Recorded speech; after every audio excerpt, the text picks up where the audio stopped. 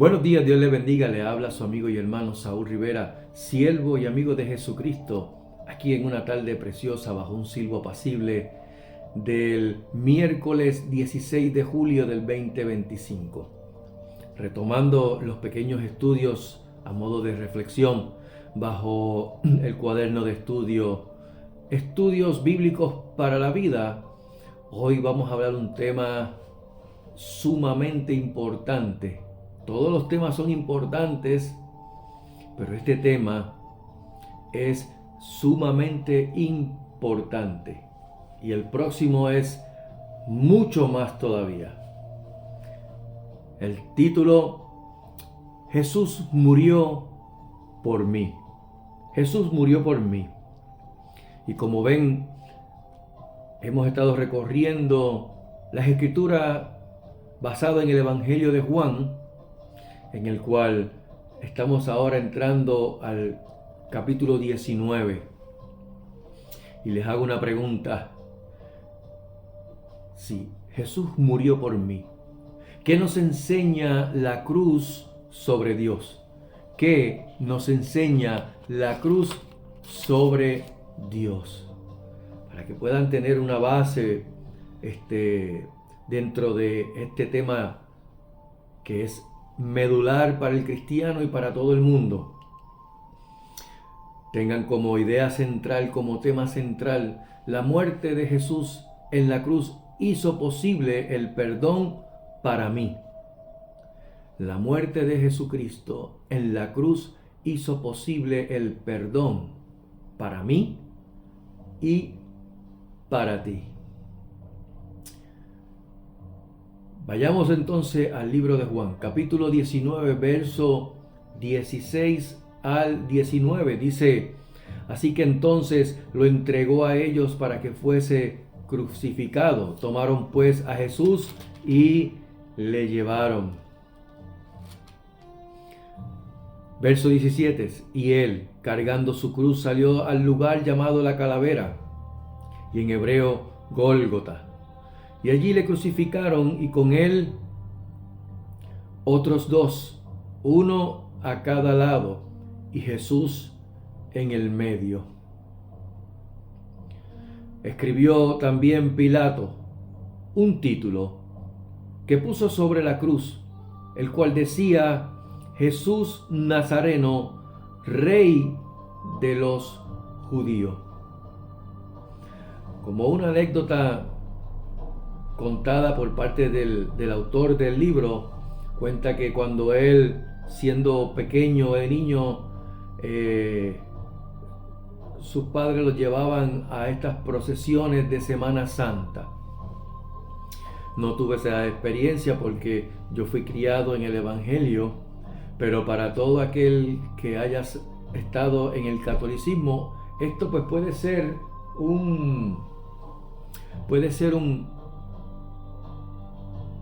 una actividad común, religiosa, dentro de lo que se denomina la Semana Santa o Semana Mayor. Y entonces cuenta el autor que ellos iban el jueves, iban viernes, iban domingo. Él recuerda la música, la gente con sus velas, los vendedores ambulantes también, los perros que estaban por ahí, rialengo. Él recuerda todo eso de su niñez. Ligeramente oía que todo tenía que ver con Jesús. Pues, había gente que también hacían el papel de Jesús cargando una cruz. Así que eso era lo que él tenía en su mente, nada más. Luego crece, va al colegio, pero va a un colegio evangélico, y entonces allí le enseñan los relatos bíblicos según la escritura, acerca de la pasión y la muerte de Jesús. Él, como jovencito, ya aprende un poco más de teología con respecto a la cruz, pero hasta ahí. Pero luego, muchos años más tarde, el autor de este libro escuchó una historia, ya él estando entregado o haber entregado su vida, como relata él, su vida a Cristo. Escuché una historia que él no puede descifrar si es cierta o no, pero que esa historia que escuchó le cambió su relación con la cruz. Y es interesante porque yo al leer es interesante cómo esa historia que cuenta, ¿verdad? Tal vez esa persona, si fue verdad o no, el asunto es que trae una verdad ciertísima. Y cuenta de una maestra que en unas cajas encontró guardada una cruz que le había regalado sus papás, sus padres. Por nostalgia, pues la tenía guardada más que por otra cosa, simplemente porque era de sus padres. Y la colocó en su escritorio como parte de su outfit en la escuela, en su escritorio. Y cuenta que como necesitaba tener espacio, puso la cruz que la tenía en el escritorio, la puso sobre un informe o unas páginas de la cuenta bancaria del banco que ya tenía. Y al ver la cruz allí pensó que debía usar su finanza al acorde con el mensaje de la cruz. Luego, en otra ocasión, coloca la cruz sobre la foto de su familia. Seguía moviéndola. Pero pensó cómo la cruz debía afectar su familia o su vida familiar. Luego, en otra ocasión, puso la cruz sobre la foto de una de sus amigas y reflexionó sobre esa amiga y le hizo entender cómo la cruz había sido bendición para ella. Ahora, asimismo, yo veo la cruz influyendo en todos los aspectos de mi vida, cuenta el escritor. Nada más y nada menos. La cruz y el caballero de la cruz, Jesucristo. Tenemos aquí una decisión terrible. El versículo 16 cuenta que se inicia con la decisión de condenar a Jesús a pesar de los esfuerzos por liberarlo por parte de los judíos que seguían. Y tengo que hacer la salvedad.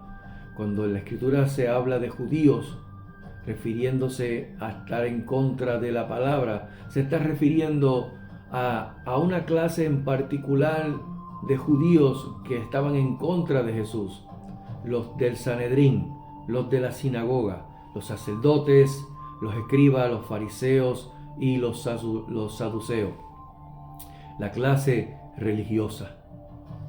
¿Por qué? Jesús, siendo hombre, era judío. María, su madre, como tal, siendo hombre él, también era judía. Sus discípulos eran judíos. Sus amigos, Marta, María y Lázaro, también eran judíos. De modo que cuando se habla acerca de que los judíos los querían crucificar, que los judíos lo querían matar, está refiriéndose a la clase religiosa. Y aquí tenemos que a pesar del esfuerzo por liberarlo, este hombre llamado Pilato, que reconoció que Jesús era inocente, tenía o temía más bien que fuera un semidios griego que luego se fuera a vengar de él. Por eso es que nunca quería condenarlo, porque también él era un romano religioso. Para contentar al sector religioso judío, Pilato mandó a flagelar, a azotar a Jesús y luego les propuso hacer un cambio, Jesús por Barrabás. Pero no aceptaron. Prefirieron darle libertad a Barrabás antes que a Jesús. Cuando los religiosos judíos comenzaron a amenazar a Pilato con informarle al César de que Pilato quería dejar libre a un enemigo de Roma, porque así lo querían hacer ver, Pilato pues entonces decide crucificar a Jesús. En el día de hoy, en este tiempo, recordamos a Pilato como el hombre que temió más al César que a Dios, que amó más su posición que la justicia, que amó más lo que él era, y cedió ante las presiones de los religiosos judíos solo por la conveniencia de estar en esa posición ante el César. Por otro lado, tenemos entonces, hablando de decisiones, tenemos una decisión de amor. Después que hubo ese descomunal castigo con los látigos de Roma, que, para que tengan una idea, en sus puntas tenían huesos en cada punta, de modo que el que estaba condenado se le rasgaban la piel con esos huesitos que se le incrustaban en la piel, y luego tenía que cargar la cruz, un poste horizontal, porque el vertical iba hacia la tierra y el horizontal lo cargaba en su hombro. Y era él la persona que tenía que llevarlo hasta el lugar de la ejecución. La cruz.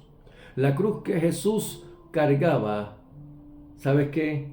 Era suya, porque él voluntariamente decidió tomarla, entendiendo que esa era la voluntad del Padre, para poder tener una idea más concreta. Porque el destino, la voluntad de Dios, el destino y su vocación como hijo del hombre, como hijo de Dios, su labor mesiánica y su destino como el siervo sufriente del Antiguo Testamento, no fue provocado por Roma. Lucas capítulo 9, verso 23. Mira lo que dice. Y decía a todos: si alguno quiere venir en pos de mí, niéguese a sí mismo, tome su cruz cada día y sígame. Cuando leemos nuevamente en la carta o en el Evangelio según Juan, y vemos en el capítulo 10, con respecto a esta decisión de entregar su vida, de haber sido flagelado, haber sido demolido por los látigos romanos, la cruz, la corona de espinas, los clavos, la lanza. Mira lo que dice en Juan capítulo 10, verso 18.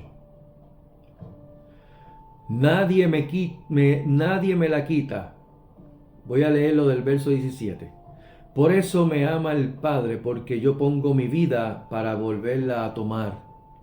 Nadie me la quita, sino que yo de mí mismo la pongo. Tengo poder para ponerla y tengo poder para volverla a tomar.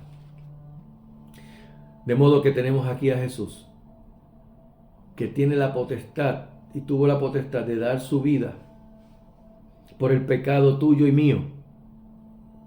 Ese mismo Jesús es el que dice en Lucas 9:23, si alguno quiere venir en pos de mí, niéguese a sí mismo, tome su cruz cada día y sígame. Esto nos lleva a una afirmación verdadera. ¿Por qué? Porque cuando ponen a Jesús en la cruz, a cada persona le tenían puesto un título en la parte superior de cada crucifixión, que cada cruz. Y en ese poste horizontal se colocó un letrero que, más allá de describir al criminal como hacían con otros, en el caso de Jesús, Pilato mandó a escribir: Jesús Nazareno, Rey de los judíos. Jesús Nazareno, Rey de los judíos. Esto nos lleva a una pregunta: si era rey, ¿cómo pudo Jesús morir en una cruz siendo rey? ¿Cómo?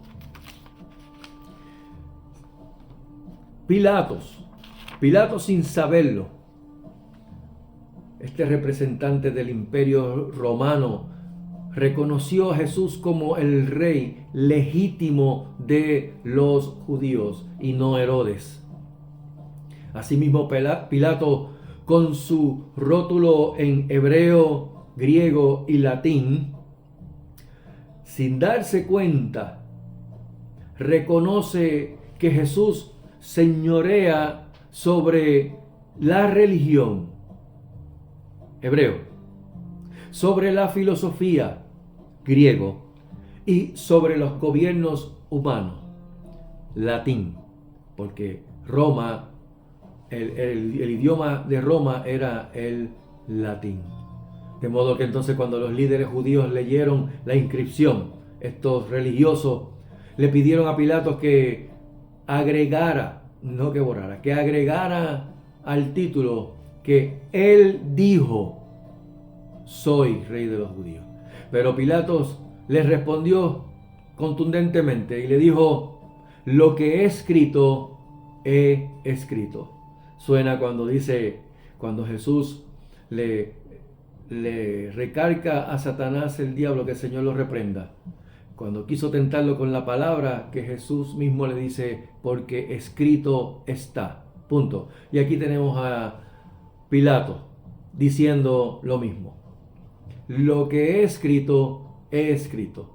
Con esa respuesta, y sin darse cuenta, Pilato expresó la eternidad del reinado de Jesús que el Padre había ordenado y revelado en la escritura hebrea. Y en el momento que lo vea oportuno, voy a leer una porción del Antiguo Testamento. Con esto saltamos un par de versículos más y nos vamos al versículo 28 del capítulo 19 de Juan. Dice: después de esto, sabiendo Jesús que ya todo estaba consumado, dijo, para que la escritura se cumpliese: tengo sed. Salmo 69, verso 21, para poder ver qué fue lo que estaba profetizado o lo que tenía que cumplirse según las escrituras. Salmo 69, verso 21. Me pusieron además hiel por comida, y en mi sed me dieron a beber vinagre. Y ahí estaba una vasija llena de vinagre. Entonces ellos empaparon en vinagre una esponja y, poniéndola en un hisopo, se la acercaron a la boca. Cuando Jesús hubo tomado el vinagre, dijo: consumado es. Y habiendo inclinado la cabeza, entregó su espíritu. Jesús fue obediente hasta el final. Si vamos al libro o a la carta del apóstol Pablo a los filipenses, a la iglesia cristiana en Filipo, en el capítulo 2, los versos del 5 al 8, dice: haya pues en vosotros este sentir que hubo también en Cristo Jesús, el cual, siendo en forma de Dios, no estimó el ser igual a Dios como cosa a que aferrarse, sino que se despojó a sí mismo, tomando forma de siervo, hecho semejante a los hombres, y estando en la condición de hombre, se humilló a sí mismo, haciéndose obediente hasta la muerte, y muerte de cruz. Jesús expresó unas declaraciones que es lo que se menciona en la famosa llamada Semana Santa, las 7 palabras. Aquí vemos mencionadas 3 de esas 7 palabras. Y en el texto vemos su quinta palabra. Esa quinta palabra, tengo sed. Con tengo sed, Jesús, que es el dador de agua viva, el que le dijo a la samaritana en el pozo de Jacob, si supieras el don de Dios y quién te pide de beber, tú le pedirías y él te daría agua que salta para vida eterna. Y aquí tenemos a Jesús, que deja ver que él era 100% hombre. 100% hombre y 100% Dios, mostrando que su sufrimiento era real, no era algo ilusorio o un cuento de hadas, era real, nada más lejos que los falsos maestros tratando de poner que eso era algo sin importancia, algo ilusorio, una imaginación mental. No. El apóstol Juan también explica que Jesús deseaba cumplir la Escritura. Siempre deseó cumplir la Escritura, porque leímos en el Salmo 69:21 lo que Jesús dijo en el momento de que confesó decir, tengo sed. Jesús obedeció hasta la muerte. Por eso es que Jesús, revelándosele a Juan en el Apocalipsis, dándole para que escribiera a una de las iglesias, le dice, sé fiel hasta la muerte, la iglesia de Esmirna, y yo te daré la corona de la vida. Así que tenemos a Jesús obedeciendo hasta la muerte. Fue sorprendente por su parte que los soldados mostraran una reacción cuando él dijo tengo sed, que más allá, aunque tal vez el libro quiera ponerlo como algo sentimental o algo, ¿verdad?, que los romanos sintieron un dolor ajeno. Los soldados romanos eran crueles. Y para mitigar el dolor, más bien para alargar el dolor, dándole eso como una anestesia, le dieron a beber vinagre con esmirna. Perdón, me equivoqué adrede, con mirra. Porque Jesús, escribiéndole a la iglesia de Esmirna, le dice, yo conozco tus obras y tu tribulación y tu pobreza, pero tú eres rico. Sé fiel hasta la muerte y yo te daré la corona de la vida. Y ellos pretendían que Jesús mitigara para alargar su sufrimiento o que tuviese un alivio. No. Todo lo tenía que sufrir. Conforme al Salmo 69, verso 21, cuando leímos que dice, me pusieron además hiel por comida y en mi sed me dieron a beber vinagre. Esto demostró que Jesús estaba en total control hasta el fin. Cuando vemos la narración del juicio y la muerte de Jesús, notamos que todos los que estaban involucrados, excepto Jesús, creían tener el control.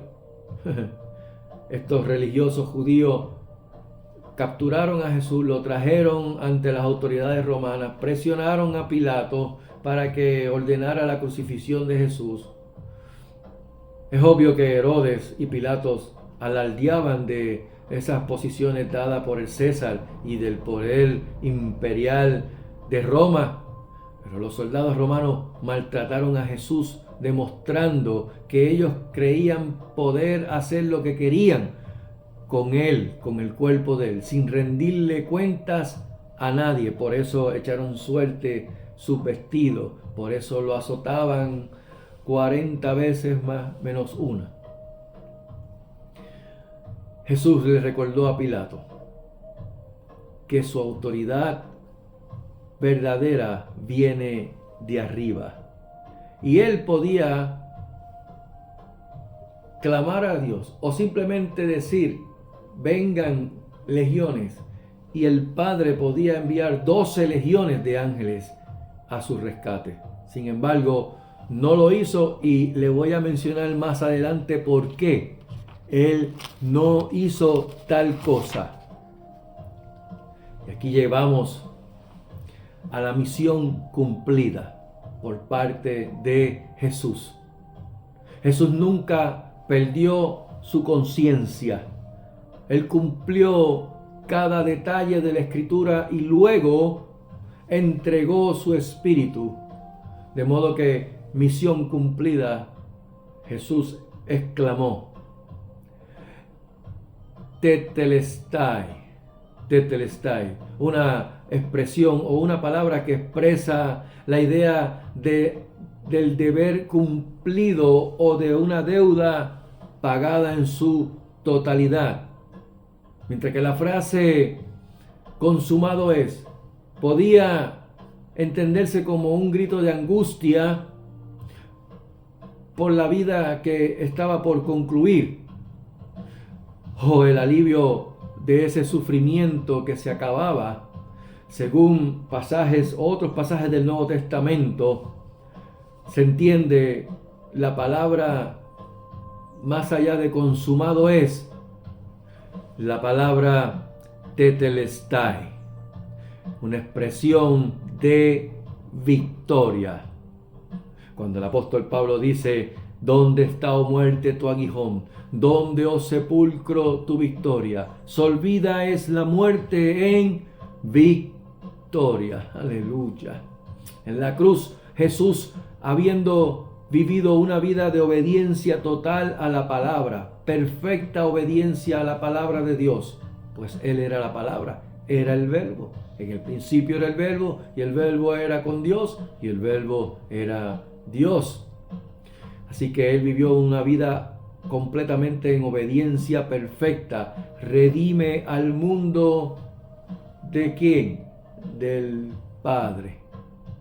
Así que Jesús cumplió la misión para la cual el Padre lo había enviado y pagó la deuda de los pecadores que Dios llama.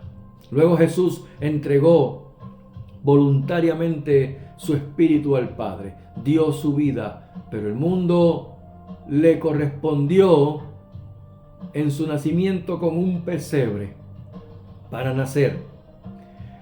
El rechazo a sus enseñanzas por parte de los religiosos y vinagre para calmar su dolor, su sed, y culminando con una cruz para poder reclinar su cabeza. ¿Quiénes hoy día creen estar en control sin que puedan tener el control?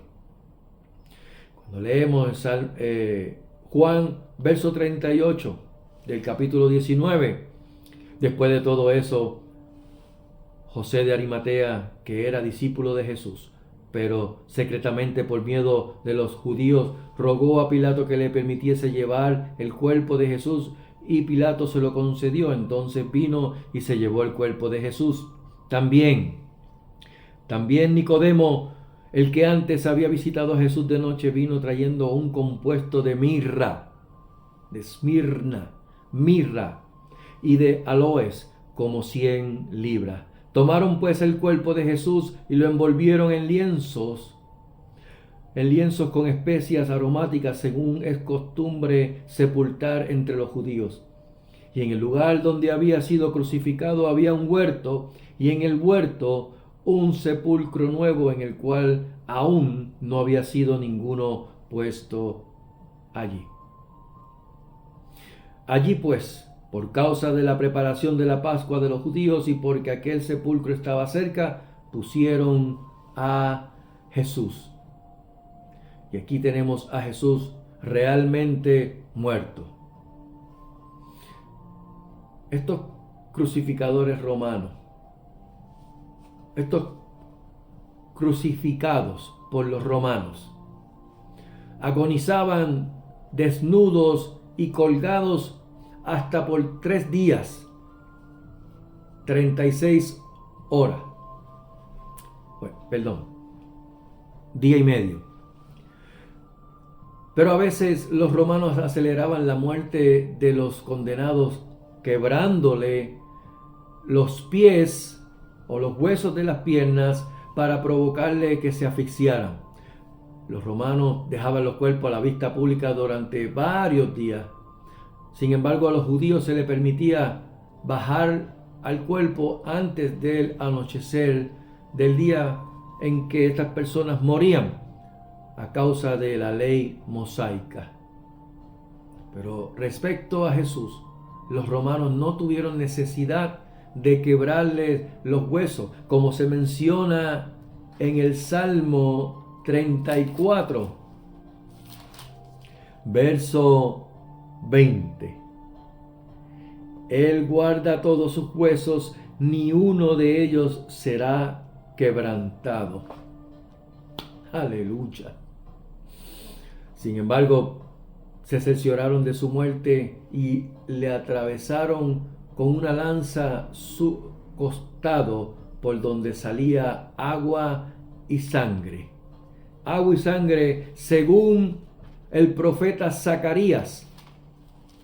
Cuando leemos en Zacarías capítulo 12, verso 10, que dice: y derramaré sobre la casa de David y sobre los moradores de Jerusalén espíritu de gracia y de oración, y mirarán a mí, a quienes traspasaron, y llorarán como se llora por un hijo unigénito, afligiéndose por él como quien se aflige por el primogénito. Estos detalles confirman que Jesús realmente murió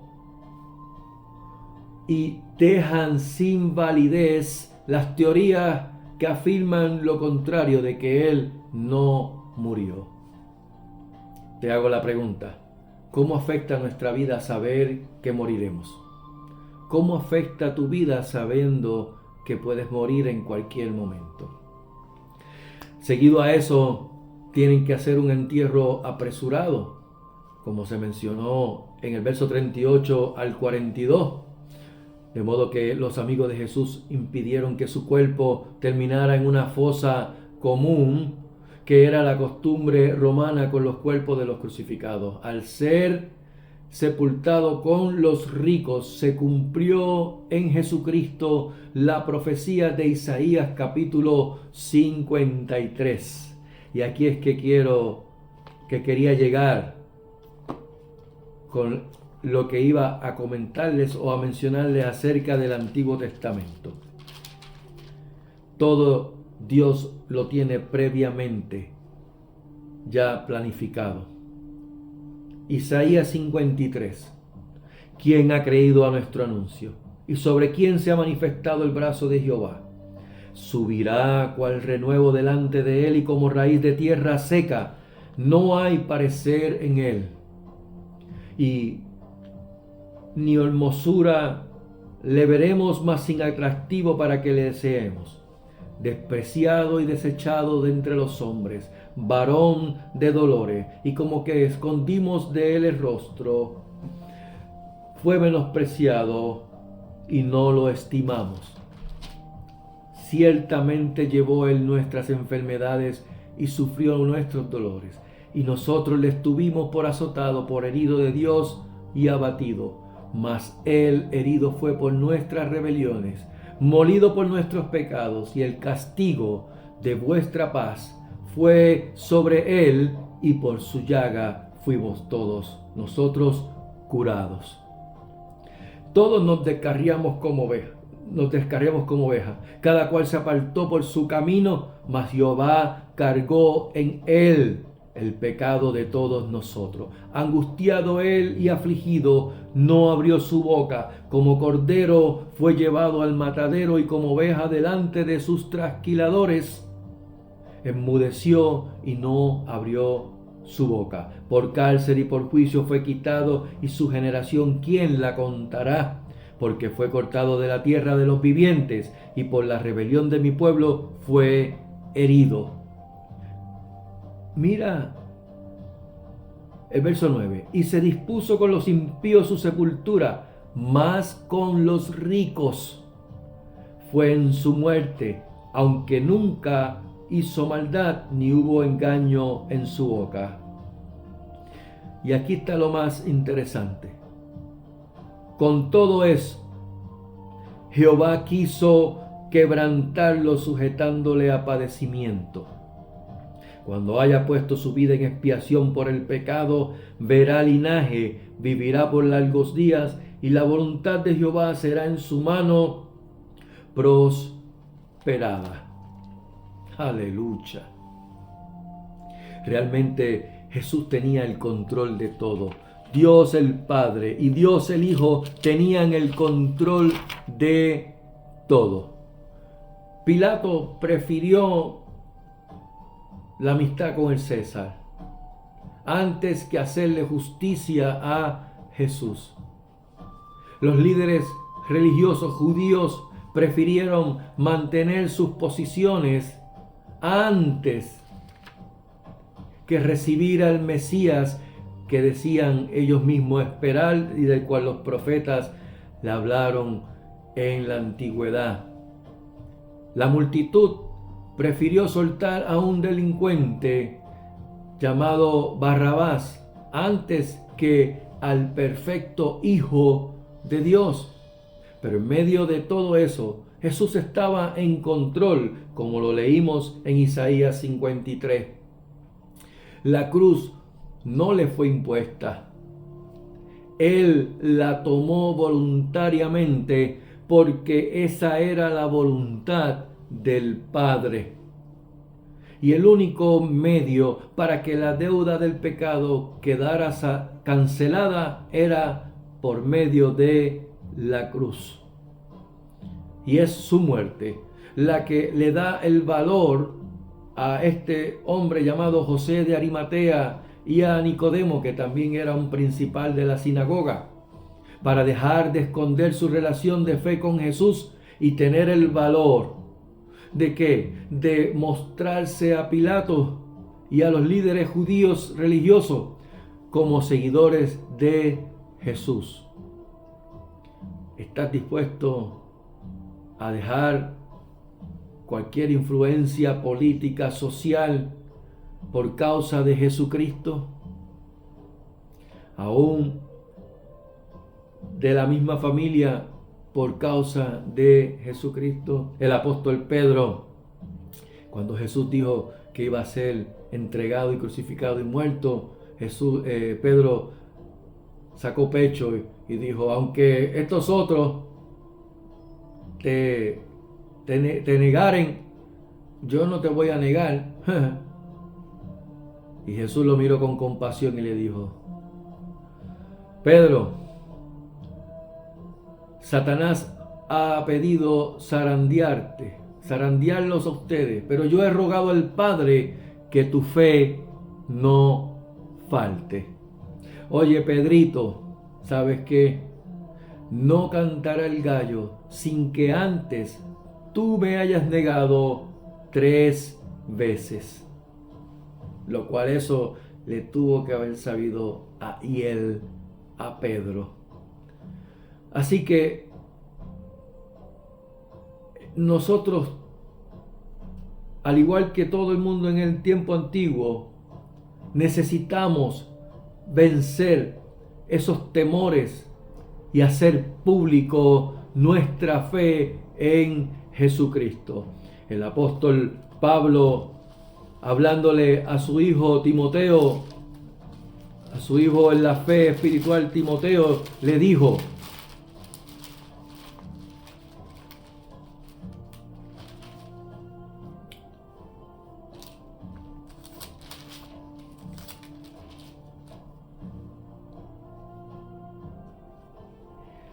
Timoteo, te aconsejo que avives el fuego del don de Dios que está en ti por la imposición de mis manos. Porque no nos ha dado Dios espíritu de cobardía, sino de poder, de amor y de dominio propio. Por tanto, no te avergüences de dar testimonio de nuestro Señor. No te avergüences de dar testimonio de nuestro Señor.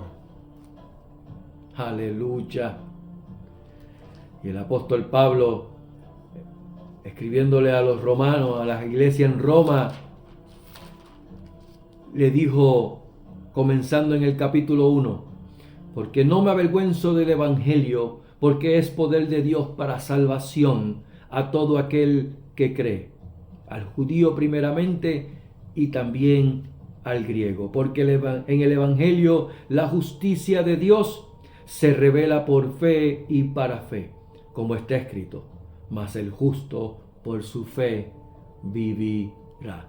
Habacuc capítulo 2, verso 4. La muerte de Jesús en la cruz hizo posible el perdón para mi vida. Iglesia, amigo y amiga,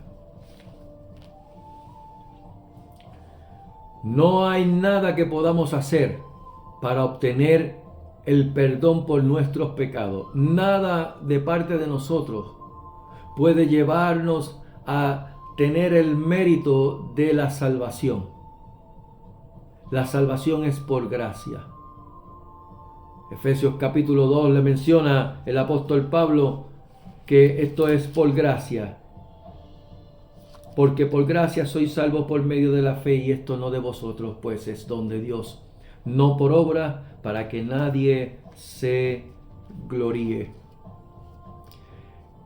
Ya el medio para la reconciliación del hombre con Dios, porque habiendo el hombre separado su relación con Dios en el huerto del Edén, obedeciendo la voz de Satanás, la serpiente, que el Señor los reprenda, haciendo poner a Dios como mentiroso cuando Dios le dijo, de todo árbol comerás, menos de este árbol, el árbol de la ciencia del bien y del mal.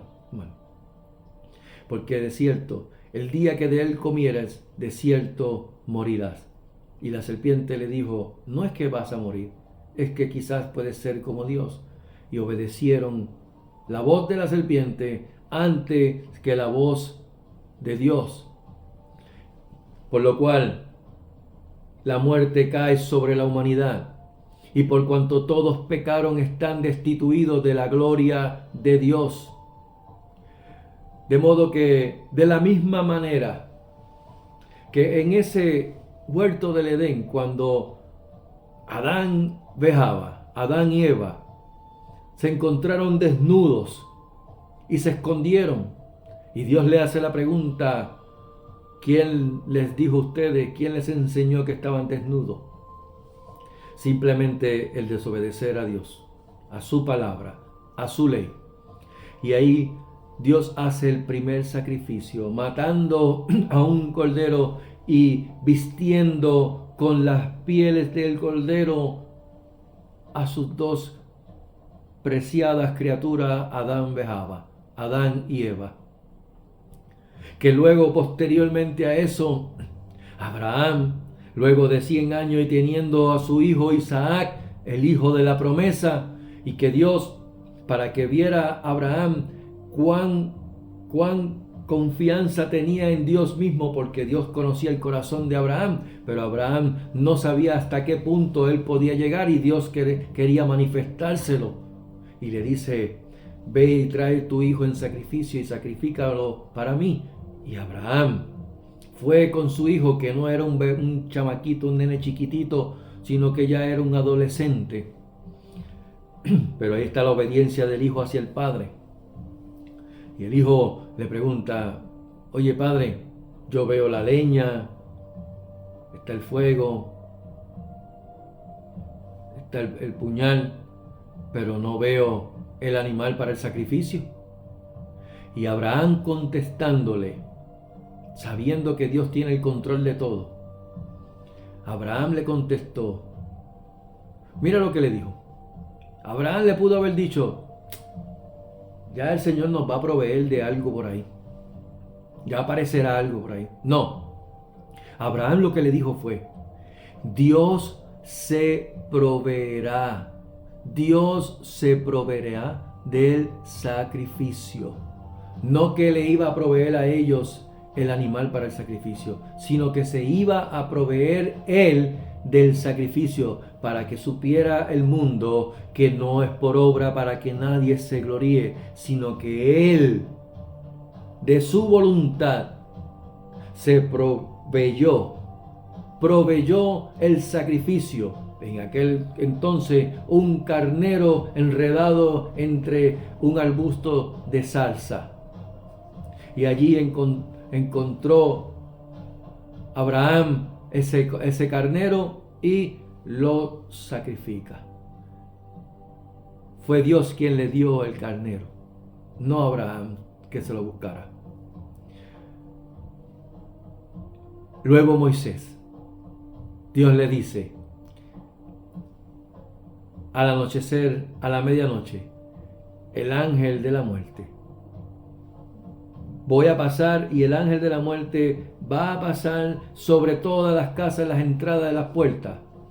Y toda puerta que no tuvieses los dinteles, ni las columnas, ni los postes de las puertas, puesto con la marca de la sangre de un cordero sin mancha, la muerte vendría sobre esa familia, sobre los primogénitos. De modo que allí el pueblo de Israel, el pueblo hebreo, sacrificaron corderos sin mancha como sombra de lo que venía, dando a demostrar que la sangre rociada sobre los postes y el dintel de las puertas de tu corazón, manchado con la sangre del cordero sin mancha, la muerte pasaría, como dice en el Salmo 23, aunque ande en valle de sombra de muerte, no temeré mal alguno, porque tú estarás conmigo. Aleluya. Y aquí tenemos cumplido y concretado lo que Dios estableció desde antes de la fundación del mundo.